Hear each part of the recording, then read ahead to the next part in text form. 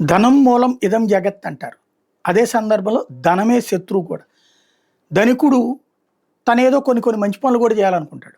అది చూస్తున్నటువంటి వాళ్ళకి మాత్రం ధనం లేనటువంటి వాళ్ళకి వాళ్ళ మీద కడుపు మంట ఉంటుంది. ఆ కడుపు మంట చివరికి వాళ్ళ పట్ల శత్రుత్వం, ద్వేషంగా పెరుగుతుంది. వాళ్ళు చేసే ప్రతిదాన్ని తప్పుదారిలో చూసే లెక్క ఉంటుంది. అంబానీకి ఒక అడవిని నడుపుకోవాల్సిన అవసరం ఏంటి? వాళ్ళ సిఎస్ఆర్ ఫండ్స్తో కొంత మంచి చేద్దాం అనుకుంటున్నాడు. అలా చేసే దాని మీద కడుపు మంటతో కంప్లైంట్ పెట్టారు. ఏనుగుల్ని రూల్స్ ప్రకారం తేలేదు, ఎట్లా తేవాలో అట్లా నిబంధనలు పాటించలేదు, అంబానీ కాబట్టి ఇదంతా చెల్లిపోయింది.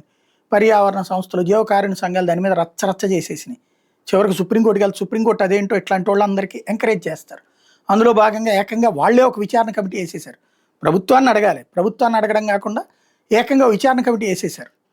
ఆ విచారణ కమిటీ వీళ్ళు ఎక్కడా రూల్స్ మీరలేదని చెప్పింది. చివరికి సుప్రీంకోర్టు అది ఆమోదించాల్సి వచ్చింది. తాజాగా సుప్రీంకోర్టు అంబానీ విషయంలో తీర్పునిచ్చింది. ఏనుగుల తరలింపు వ్యవహారంలో రిలయన్స్ ఇండస్ట్రీస్ అధినేత ముఖేష్ అంబానీ చిన్న కుమారుడు అనంత్ అంబానీ స్థాపించిన వంతార సంస్థ సుప్రీంకోర్టు నియమిత ప్రత్యేక దర్యాప్తు బృందం సిట్ క్లీన్ చిట్ ఇచ్చింది. అనారోగ్యానికి గురైన ఆపదల్లో చిక్కుకున్న వన్యప్రాణుల నిబంధనల ప్రకారమే వంతరాకు తరలిస్తున్నారు నివేదికలో సిట్ పేర్కొంది. నివేదికను అంగీకరిస్తున్నట్టు justice Pankaj Mithal, justice PB Varale ధర్మాసనం సోమవారం తెలిపింది. విదేశాలను తీసుకొచ్చే జంతువుల విషయంలో వంతారలో చట్ట నిబంధనల ఉల్లంఘన జరగలేదని సిట్ ఉటంకిస్తూ వెల్లడించింది.